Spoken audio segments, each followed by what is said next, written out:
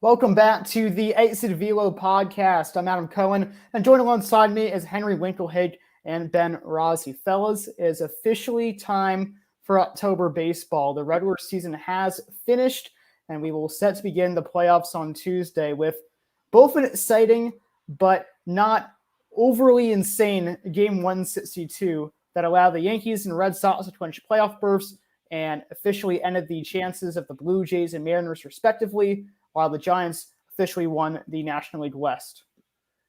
We did see some exciting games today, but not really exciting outcomes in terms of anything happening against what we expected. Ultimately, the Yankees and Red Sox holding on to that AL wild card and setting up a fun matchup here later early in the week. But yeah, it really would have been fun to see game 163.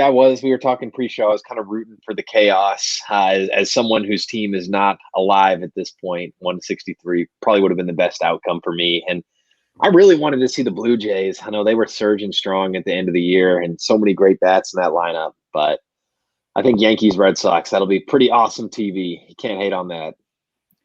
Yeah, I mean, I know despite the fact that we didn't have the chaos, you just got to love the whole thing. Just to reflect on, before we even get to this postseason thing, just to reflect on the regular season one last time. I mean, this is arguably one of the most memorable regular seasons in years I can remember. I mean, just the recovery baseball had. People thought baseball was we were maybe a little bit more in crisis in terms of popularity after 2019, 2020, it seemed like, but it seems like it's recovering. It's starting to take mainstream stage, and a lot of that is thanks to just some of these young, amazing breakout stars that we saw this year. Like we saw like a once in a generation player finally shine, Ohtani, who capped it off today with another home run to give him 100 RBIs on the season. We see all these like young breakouts who are like only 22 years old, 23, like Vlad Guerrero Jr., Juan Soto,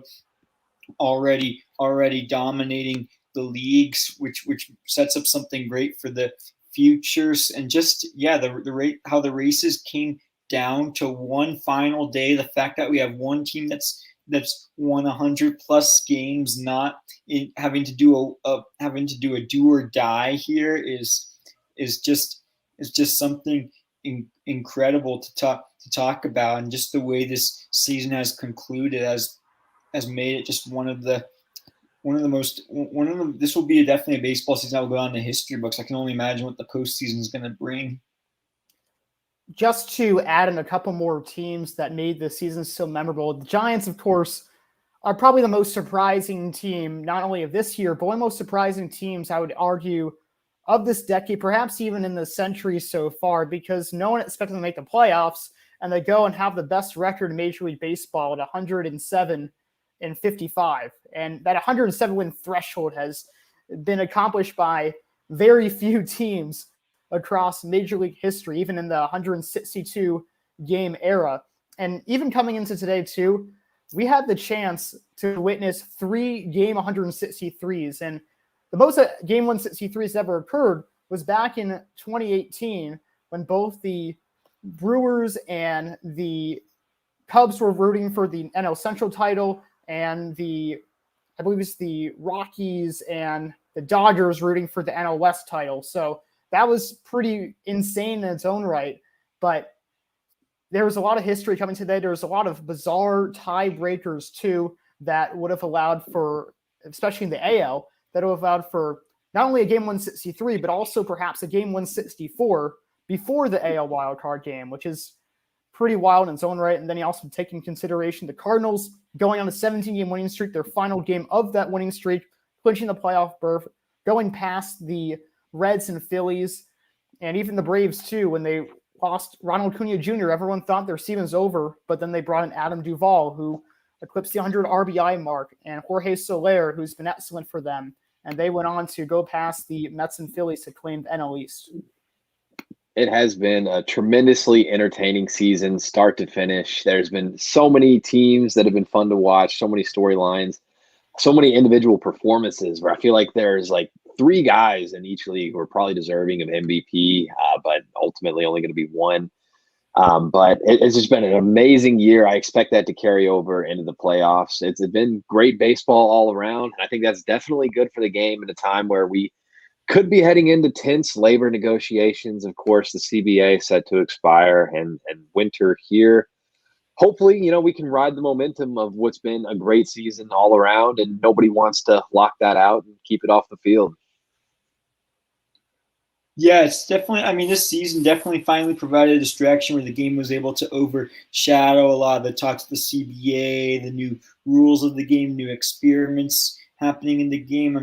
The game definitely took center stage this time around, and I'm hoping like this playoffs it can really take center stage, seeing all these unexpected teams. Like you see all these unexpected teams here, but a lot of them they're like well respected, or they're not all well respected, but like all well popular teams that a lot of people will want to watch too. So it should get some pretty good TV revenue for the playoffs in that sense. But then you also have a good mix of some of, like you were saying, with the Giants and some of the underdogs who are in it as well. It will definitely make for a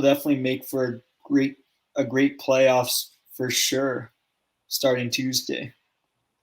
And just looking at the Yankees and Red Sox history, looking back at 1978 when Bucky Dent hit that 3-run homer that put the Yankees on top, that's obviously a very exciting game.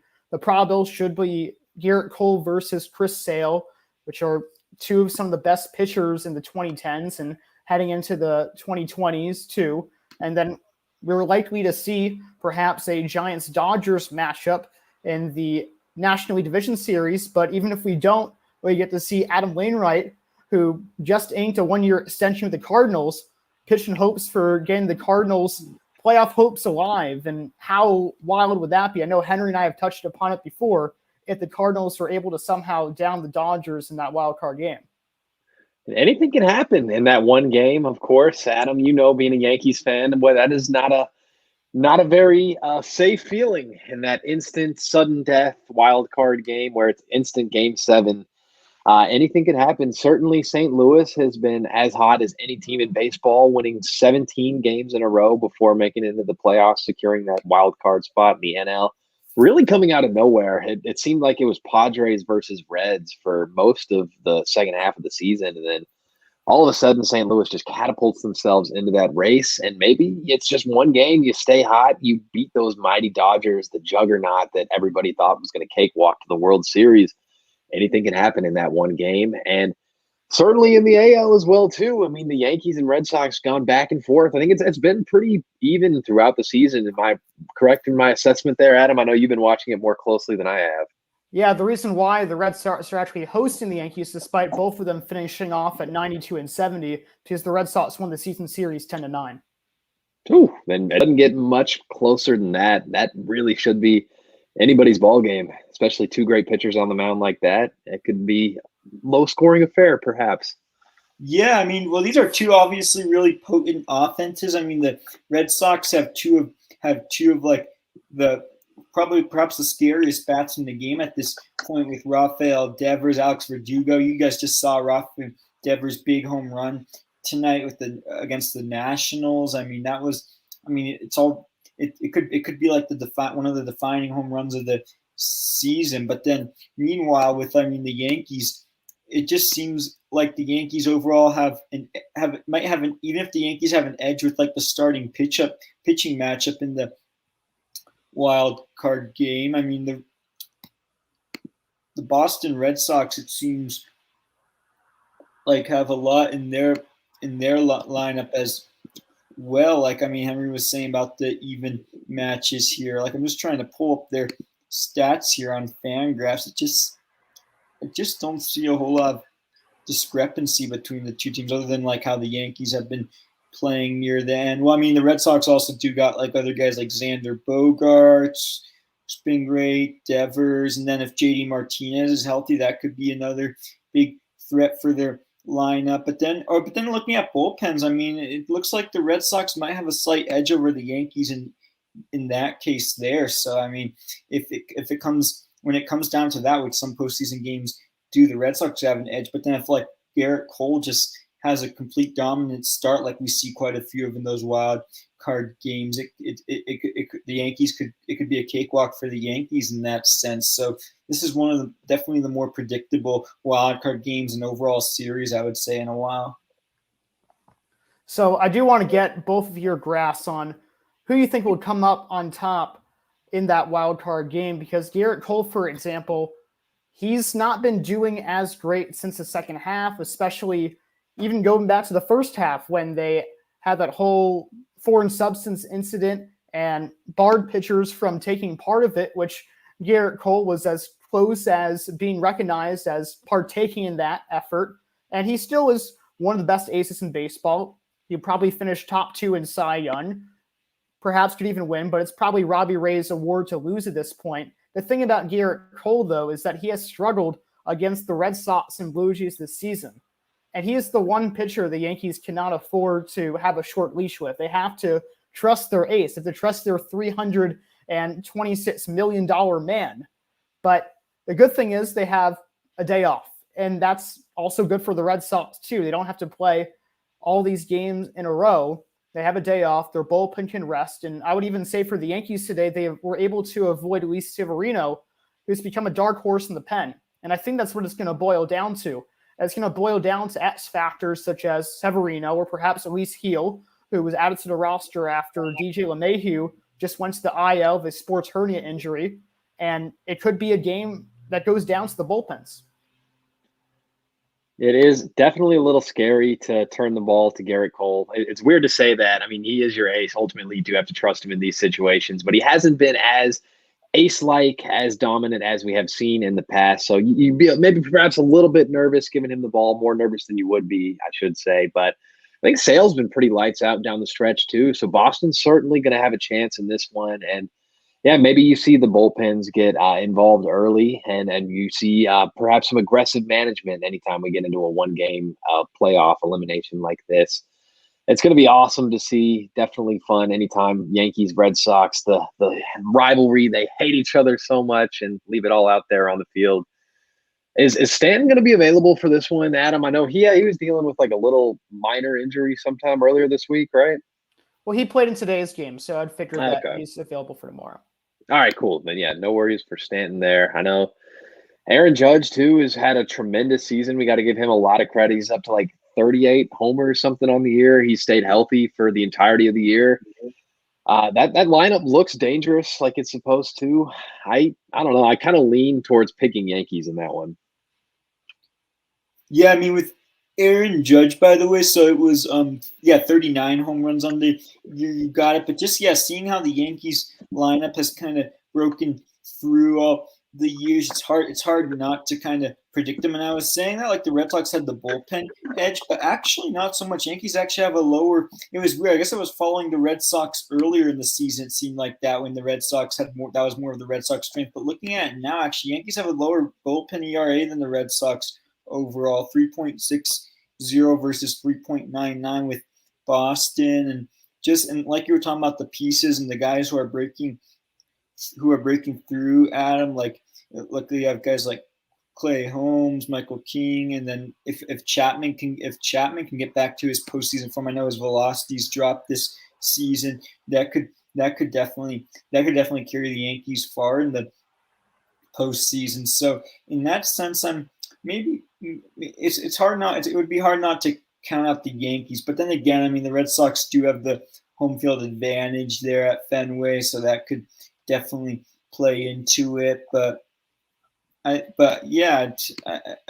think that it's really going to be a close game, and quite possibly, I mean, you were saying it could be a pitcher's duel, Henry. I think I could see it being like a big offensive performance. I know you don't see as many of those in the playoffs, but this could be one of the exceptions, the kind of lineups that both teams have, maybe like a 7-6 score, something like that.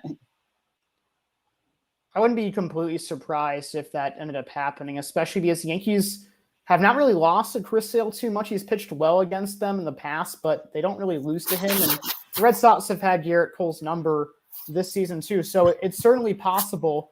And obviously both of these teams carry some big boppers. Devers had a 2-homer day today. I had 4 RBIs. He also has 39 homers on the season. Bogarts is still one of the best shortstops offensively in all of baseball, and Stanton too. Have to give him a lot of credit for 35 homer season and 97 RBIs. So both of these teams are very evenly matched, and it's tough to choose between one. In some respects, I want to say because of the Red Sox edge over Garrett Cole that I want to say the Red Sox, but I also can't really go against the team I'm rooting for. So if I'm a pure baseball fan here, I might go Red Sox, but as a Yankee fan, I can't really give up on the team. There's a lot of reasons why I need to root for them, of course, and there's a lot of good reasons why that they're likely to win. Yeah, certainly, the Yankees are going to have a chance in this ball game. They're evenly matched if at best, or I'm sorry, at worst, evenly matched with the Red Sox. I would probably argue they are the better team. But we'll see, one game, anything can happen. I think we've covered Yankees Red Sox pretty well, other than I did just get an update saying JD Martinez he is uncertain his status for Tuesday's game. Well, something to keep an eye on there. Will he be in the lineup for Boston? But moving on, and again, it is really so hard to make predictions, and it's all about, who gets the big hit in this one game. But if y'all had to take a guess at Cardinals and Dodgers, and I'm not sure we know who the starting pitcher is going to be for the Dodgers. I know we said Adam Wainwright is likely going to be starting for St. Louis. I don't know if it's Scherzer or Buehler, who is supposed to be pitching for the Dodgers. But if you want to take a stab at predicting that game, Ben, you want to lead us off? Ooh, now that one, you talk about another one that has some even matchings. I mean, you look at the Dodgers' record, and in some ways it looks like they're more of an obvious favorite, and people would look at this game as less competitive. But in the postseason, as we know, well, for one thing, anything can happen. But on the other hand, not that the Dodgers haven't been playing well lately, but with the way the Cardinals have been like the hottest team in baseball, and seeing how the Dodgers have had some of their fair share of past postseason woes, some of those players, and seeing some of the disappointments, a few of the disappointments in the Dodgers order this season and how they broke through. I think I don't think the Dodgers are really a clear favorite in this one, and they could be really exhausted from all those wins too. Like, it could really working so hard that season, competing with the Giants for that division spot, could have really taken the wind out of them. While meanwhile, the wind is just starting to blow for St.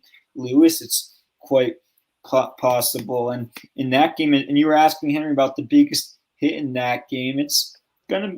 I could see one of maybe the some of the unknown. I mean, the Cardinals, apart from Goldschmidt and Arenado, they have a lot of underrated names. I feel like aren't quite as good of seasons they've had, aren't quite as recognized around the league yet. But I could see one of the breakthrough names in the wild card game, maybe being a guy like Tommy Edman or Harrison Bader. One of those names I could see maybe them being pitched to more and having more of a breakout in the wild card game that starts for a big October for them if they were to have that big October. And then for the Dodgers, I could actually see maybe Cody Bellinger avenging himself from a rough season. I know he's had a really rough season, but postseason could be a time to redeem himself. So I kind of have a weird feeling that might be that Cody Bellinger will finally get his bat back together. Either way, with the Dodgers-Cardinals matchup, it feels like there's going to be some type of storybook ending. And there's a lot of possibilities for that to happen, too. For example, Scherzer and Buehler struggled a little bit in September. Well, more so Buehler than Scherzer, but Scherzer gave up 5 runs his last time out. And being the type of ace he is and going to the Dodgers and pretty much taking the team on his back to be as close as they were to the Giants and delivering an excellent performance, that's pretty storybook for someone that looked like a little bit of a shell of himself in 2020, even though it was an abbreviated season.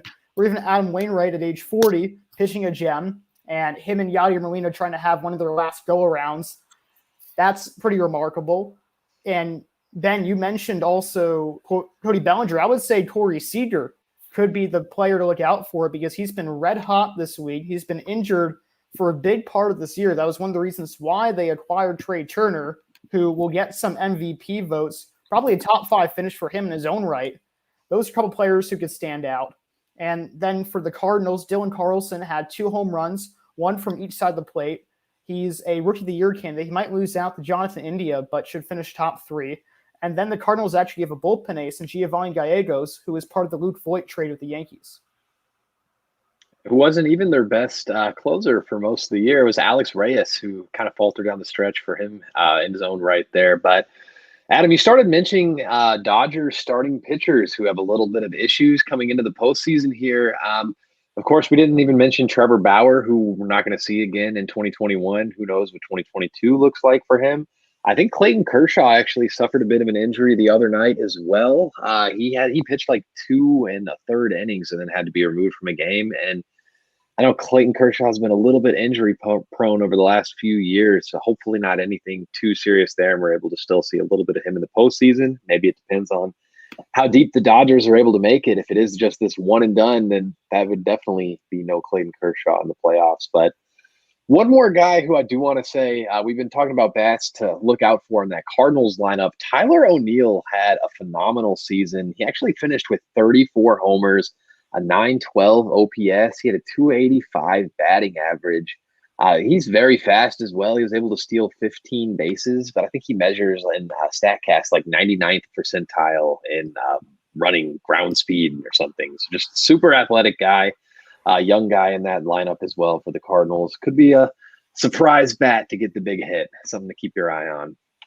Tyler O'Neill, I mean, if I saw him get a hit, the reason why I didn't predict him as a surprise bat was because, I mean, I think he's already incredible. Just kind of gone unnoticed across the game, especially in this last week of the season.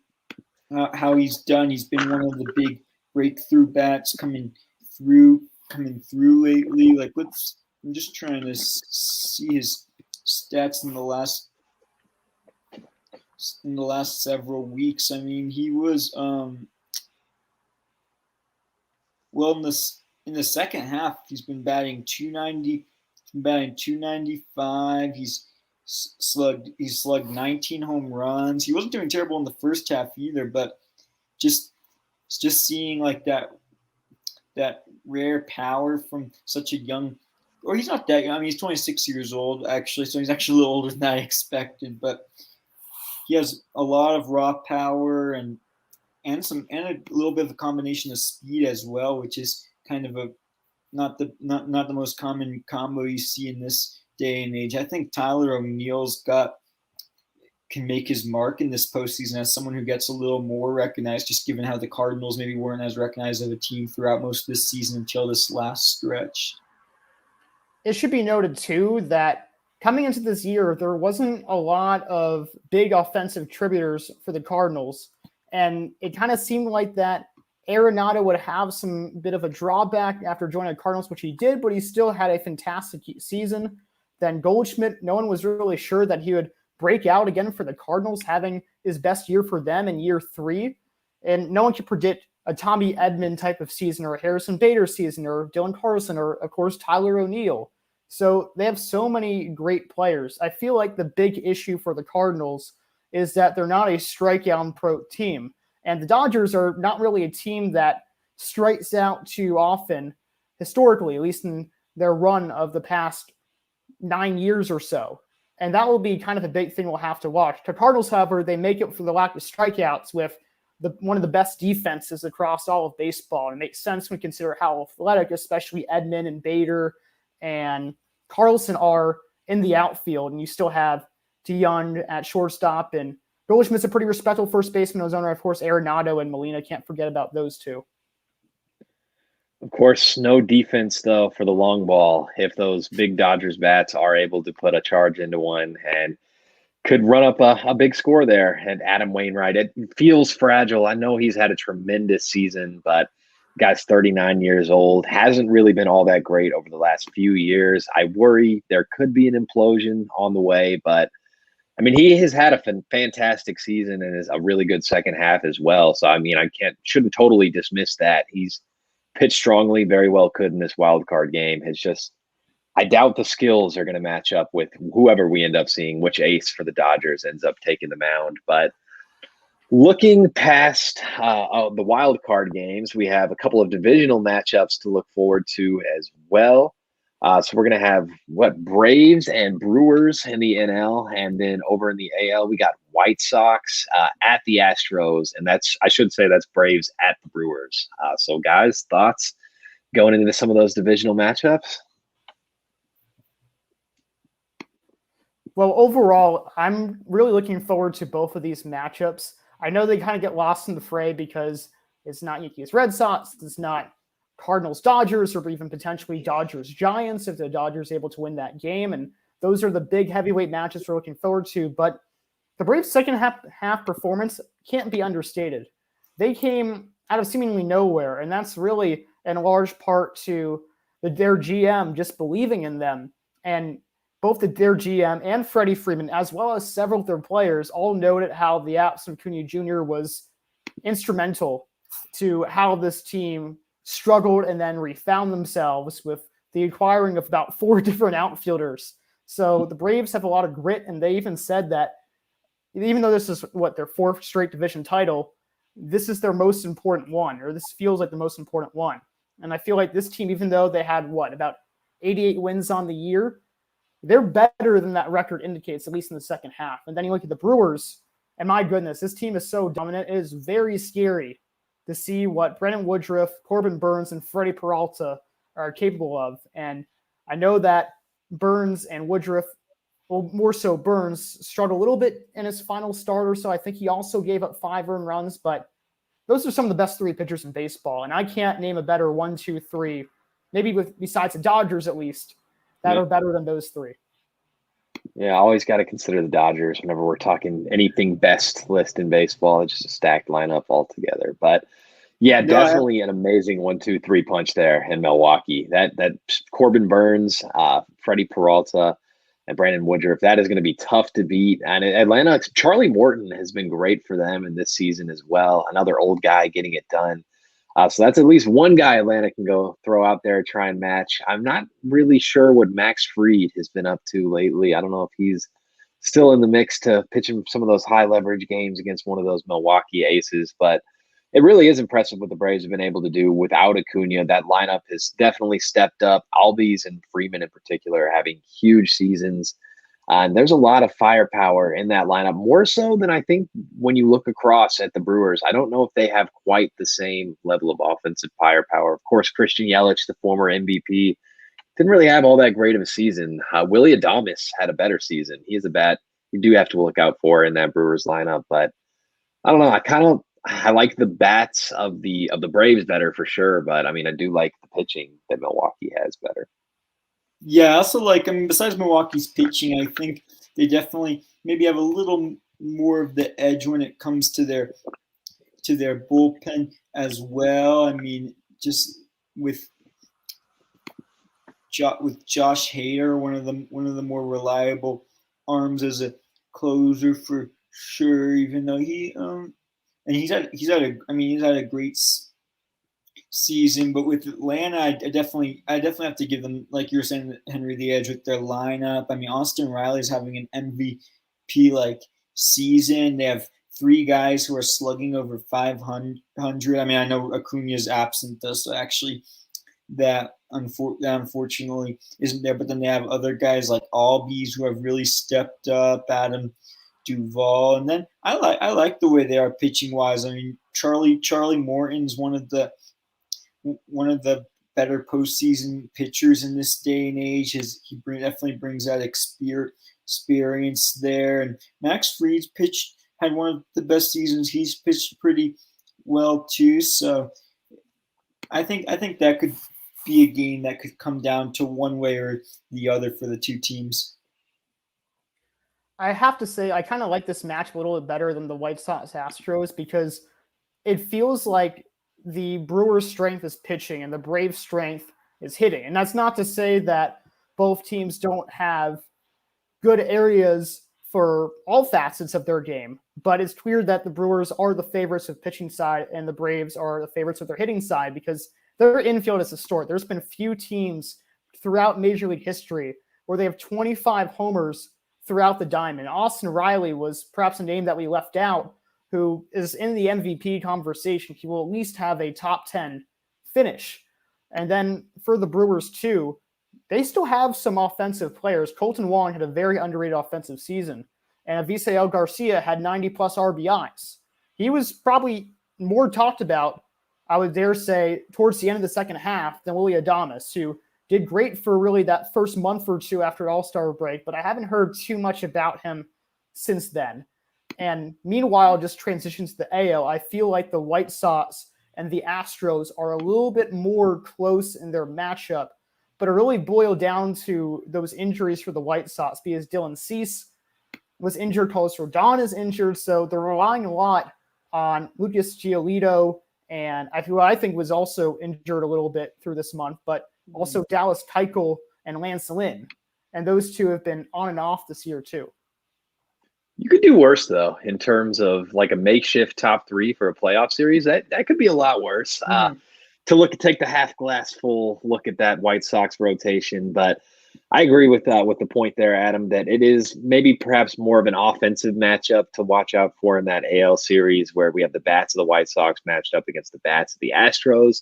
And I think that could be still a big entertaining series, just maybe some higher scores, higher run totals to look for there, maybe a lot of home runs. I don't know. I kind of feel like I like the Astros better on paper. I know the White Sox have had a tremendous season, but maybe I think some of those injuries in the rotation, maybe that does end up doing them in here, and we maybe see the Astros moving on, making another deep playoff run, those cheaters. Well, it's going to be interesting. Two teams that have had a lot of talk lately, a lot of media attention lately, and in a lot of ways more so negative media attention. I mean, Astros for their scandal, and then White Sox has been quite a storied season with a lot of the controversy surrounding manager Tony La Russa coming back all these years, and some questionable stuff there with him. So it might be a series of two teams that like will be playing in a lot of ways for how they're looked at across the league. You could even argue. But what I like about the White Sox overall chances, I was talking about, I mean, I know I like to emphasize bullpen, and I was talking a lot about bullpen before, and it just seems like the White Sox with like Aaron Bummer, Liam Hendricks, they just have a clear edge when it comes to their bullpen being able to carry them, even if their starters can't give them the full innings. I mean, Liam Hendricks has shown he can come into, he's one of the most reliable arms to come in late. He had another phenomenal season. We obviously miss him there in Oakland, but then they have other guys like Garrett Crochet. They have some other hard throwers too in their bullpen. So I think it can definitely come down to that. And then with their lineup, it seems like the Astros overall have an edge with their starting lineup, I would want to say, but the White Sox starting lineup is overall a solid one, as we know, even if there's certain guys who maybe didn't have as good of a season, or even if they were like off to a slower start in the season. I would argue they kind of both have big line. There's not really an offensive edge in that. It's hard to say if there's an offensive edge in that series. So what it might come down to is the fact that the White Sox have a slightly better bullpen, and it will also be interesting if the two managers. I mean, both these managers have a lot of postseason experience managing. Dusty Baker, as we know, has had his biggest troubles of his career in the postseason. He's been known to always lose in the postseason. Tony La Russa, on the other hand, has won his World Series, has managed well in October, but we're not 100% sure if he'll be able to manage here in this day. I mean, he's proven he could manage this season, but I don't know how it will work out in the playoffs with him. So that's one of the more interesting matchups in the series, I think, is between these two managers. There are very few times where I disagree with either of you, but I think I disagree with you in a couple of aspects here, Ben, because I think La Russa has proven himself this season, and I know there's the whole Mercedes incident, and I know that he is a little bit of an old fart, but we still have to give him some credit for taking the White Sox to the postseason, and that was a team that he originally managed too. And I don't really think his managerial style will change, of course, in the postseason. So I feel like he'll still, with all his postseason pedigree, could still take the White Sox far. That's something I'm not as worried about. And I also wouldn't sleep as much on the Astros bullpen. Ryan Stanek, Ryan Presley. They also had Yimi Garcia, who's been an excellent pickup from the Marlins. Kendall Graveman, we can't forget about him That's too. right. I forgot he's not with the Mariners anymore. He had a great season. And even the Astros with their star rotation, I know Greinke is getting up there in age, but he's still someone to be feared. He's still their number one starter. The Astros have home field advantage. Framber Valdez has done a great job bouncing back, and probably be Lance McCullers' number 3 starter. He's been quietly one of the most successful starters in the American League.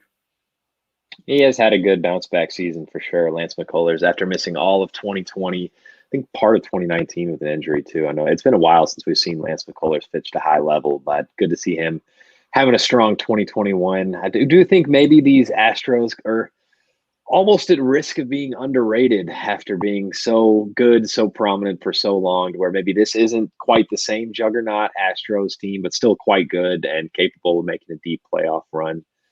But the White Sox plenty good in their own right as well. Didn't have any trouble winning that AL Central division. Not that it was a particularly strong division, but still strong lineup there. And yeah, they pitched well all season. They do have the injuries coming into this series. Maybe it's bad timing, but I think they could surprise some people too and maybe make a deep playoff run in their own right. Of course, it can only be one of those two teams. The other one is going to be knocked out by whichever one does advance. Yeah, it's going to be very interesting. I mean, I was just looking at a lot of these Astro stats. I've also been really impressed by like these big bounce back seasons guys have had. Guys like Altuve, big bounce back season, and then Yordan Alvarez having a huge break, having a pretty big breakout season there with his slugging and everything. And then Michael Brantley, he had another great season, was kind of gone under the radar. How he continuously is one of the hardest outs in baseball there with his batting average and everything. It seems like these teams are almost neck and neck with the kind of lineups they had. And then now let's talk about these. Now let's get to the best part, or what seems like the best part of this show, but these next weeks will tell, because I think it happened in the postseason. The top 2 teams, the Rays and the Giants, the top seeds in each league. What do we think about our predictions with them and how far they can get in the postseason?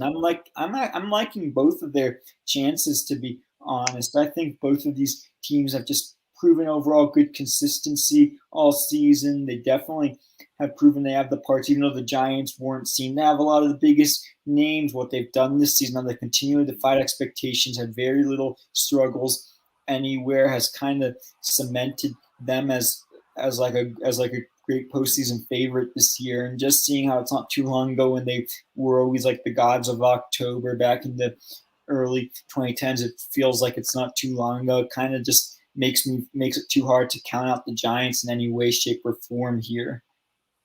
The Giants have a lot of magic going for them. It's kind of interesting to see because Brandon Belt suffered a broken thumb, I believe, and he will not be there if the team to start the playoffs, or at least his status is questionable. And he led the team with 29 homers, which is pretty odd to say because the Giants are the most powerful home run hitting teams, and they have this kind of share the wealth attitude. You have to look at late night Lamonte Wade Jr., as they call him now, and he's delivered a lot of clutch hits.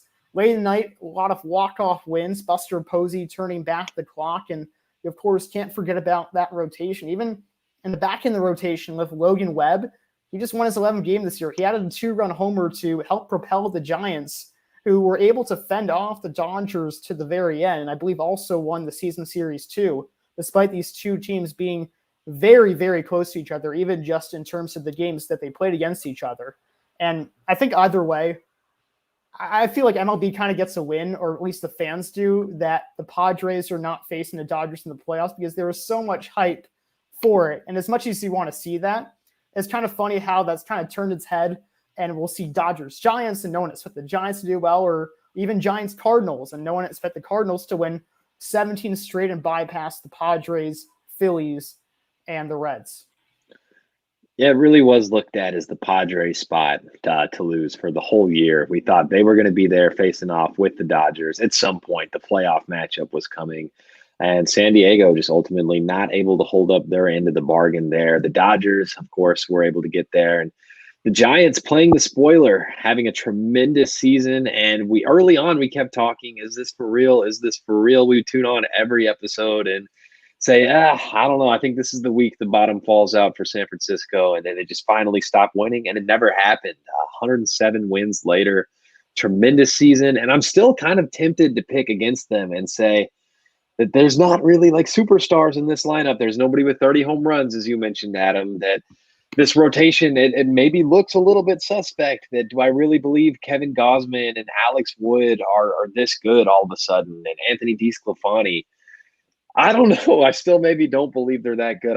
They're probably not my pick of teams to win the World Series. And if the Dodgers get there, I probably am going to pick them to win against the Giants. If it's the Cardinals, I'll probably still pick the Giants to advance, would be how I think I'm going to handle that. Yeah, I think honestly, I might have to pick against the Giants if it's the Cardinals more so in some ways, because I know I'm someone who likes to go by trends and what I've seen, but just seeing how the Cardinals have played great late, and just historically I've noticed them being great in the postseason, just seeing them as a team with several postseason veteran experience, because that's the other thing about, the Giants have that too with Posey and Crawford and all that, but it seems like the Cardinals might have a little bit of an edge with that in terms of some of the recent postseason success, like John Lester's success with the Cubs, and then some of Yadier Molina's success. But I don't know if I can really. I might have to disagree with you there in terms of picking against the Giants with the Dodgers. Just seeing how they've come through, defied all odds this year, and Brandon Crawford just being overall an amazing, one of the most reliable hitters in the game all season. He's already a spectacular fielder, as we know, but just seeing him able to cement his legacy there as a hitter, and just other guys like Mike Yastrzemski. I know he hasn't had as strong of a season as maybe his rookie season or what was anticipated. I know he's a kind of rough season, but we know that he's capable of hitting dingers. So they're just too hard to count out. And then not to mention, I was looking today, their bullpen's not too bad. Tyler Rogers is one of the better workforces in the game, but in terms of the Giants, I see a little hard to count out. But then on the other side of the league, the Tampa Bay Rays, I think they're all around a great balanced team. Then again, they found ways to do it despite seeing some of their pitchers such as Glasnow go down. They were able to get just enough out of their bullpen and pitchers, and now their lineup looks a lot better than their lineup did last season that went to the World Series. So Rays are going to be another team that I think is going to be hard to count out, despite a lot of these other scares in the American League playoffs. I'm going to make several claims about the Rays.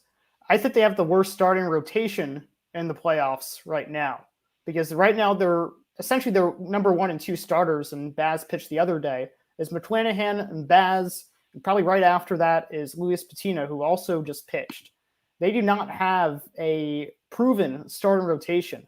That being said, they also probably the best bullpen out of any of the playoff teams, and perhaps even the best offense too, which is something that I never really thought I'd be saying since last year.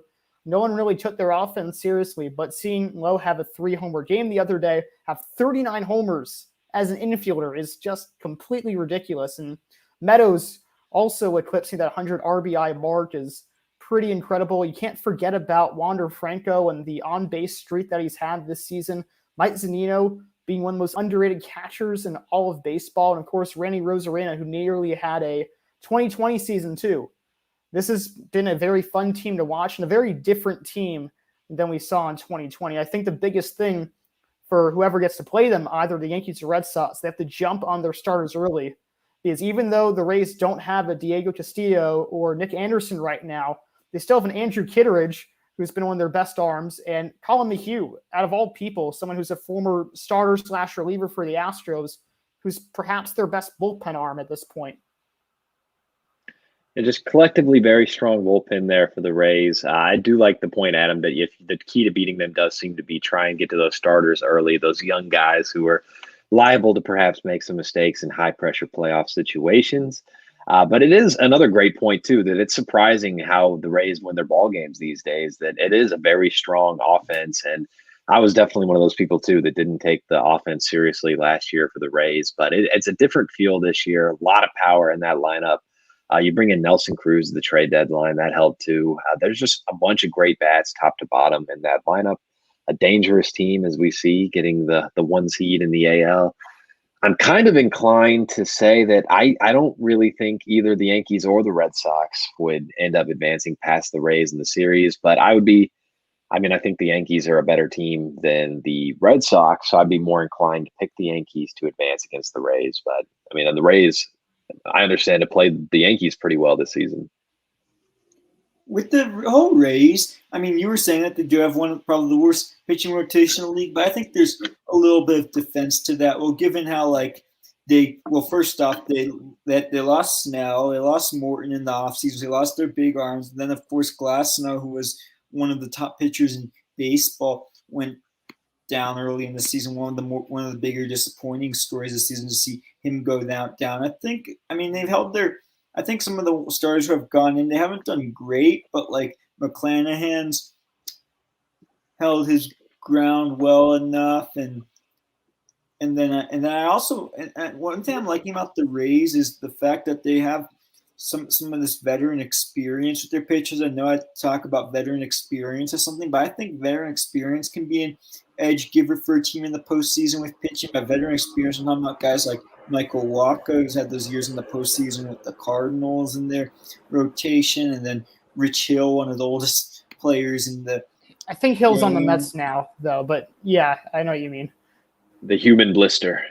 Who were talking about? I think Rich Hill's on the Mets now, but I do agree with you on Michael Walker, though. He can certainly be an X factor.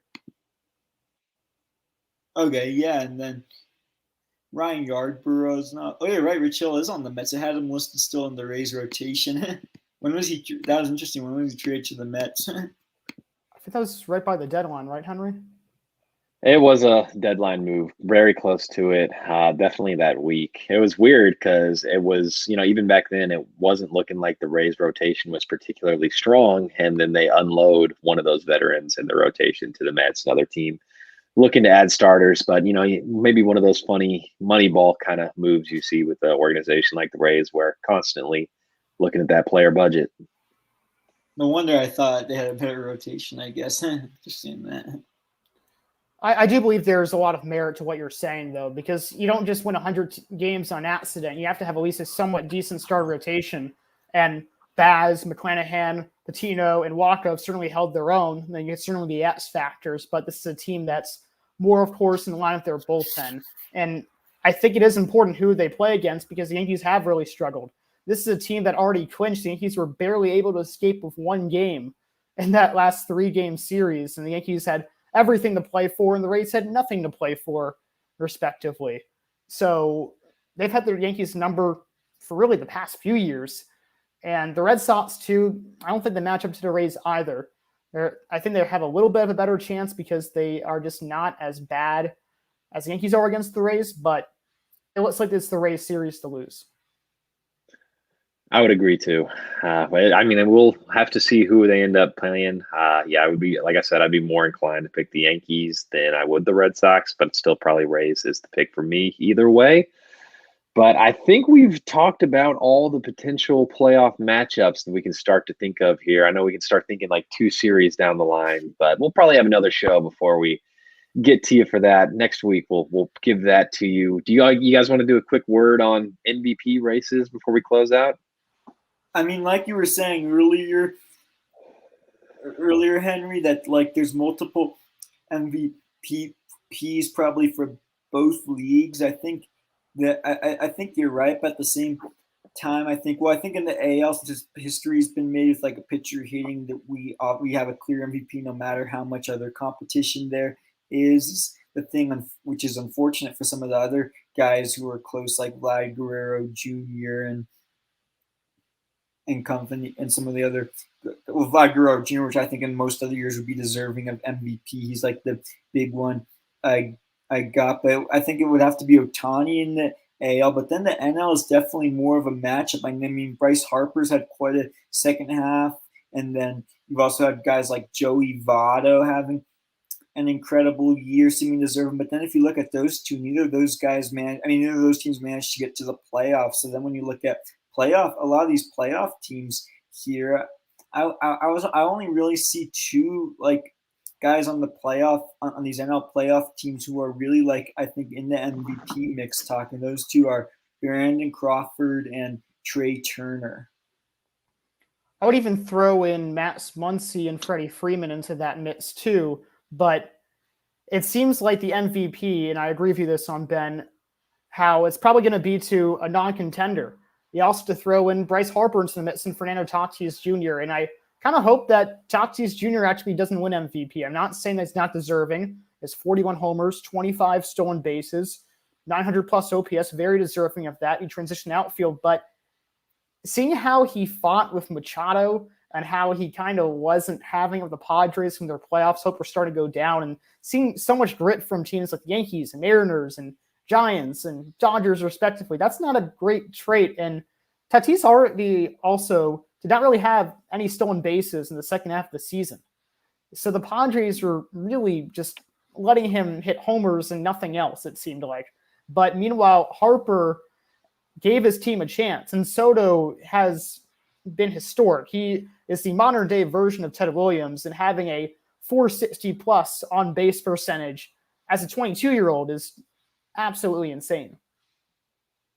Well, yeah, he's of course another guy whose team not anywhere close to sniffing the playoffs, but certainly deserving with the individual numbers that Soto put up in the second half. But ultimately, I would say that Bryce Harper is the MVP in the NL. The Phillies were at least close, and that's largely thanks to him. The rest of that lineup was pretty terrible for most of the year, but Bryce Harper with a historic second half.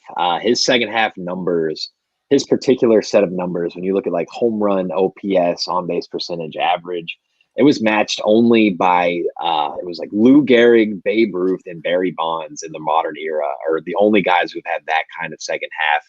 He was amazing. And Fernando Tatis Jr., I'd say he was deserving of being an MVP, just looking at the numbers. Many other seasons that would have been MVP-type production.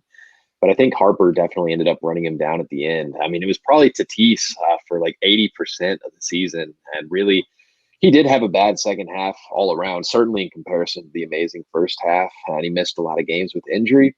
But, I mean, ultimately, I think that Harper eclipsed him there at the end, will be the NL MVP. And I don't have much to say about the AL because I think it is hands down Ohtani, just what he's been able to do on both sides of the ball, which really sucks for Vlad Guerrero. He had a tremendous season. It's just that you can't pitch also and be an amazing 100-mile-per-hour guy who's striking out everybody and a darn good pitcher in his own right. And that's the second best thing he does. Ohtani is amazing. Shout out to Marcus Semien too. Huge season. Guy who's going to get top 10 MVP consideration, but not going to get it ultimately. But another great year for alongside his teammate Vladdy Jr. for that Blue Jays lineup. But yeah, my picks would be Harper and Ohtani. Sorry, speaking of Marcus Semien, I just want to note one thing with guys like Marcus Semien, and then also Mike Zunino from that matter. Those guys had two like record-breaking seasons for their position with home runs. Yeah, or I believe Salvador Perez, right? Mm-hmm. I thought you said Zunino. My bad, Ben. Oh no, Perez. I did say Zunino. Yeah, Perez. That's the guy. Salvador Perez and was another name, as well as Marcus Semien. Both of them had record-breaking home run seasons for their position, which historically sounds like incredible. But the fact that I don't think either of them are going to get MVP just shows what the talent brought to us this season. It's been an exciting year, filled with great players and great teams, and it will remain to be seen how these teams especially do in the playoffs, because a lot of these MVP candidates are on non-contenders, as we mentioned. But of course, we'll be covering the playoffs. We'll be back next week, probably after the division series, or at least in the midst of it. But for the time being, thank you for tuning in. And until next time, this is the Exit Velo podcast.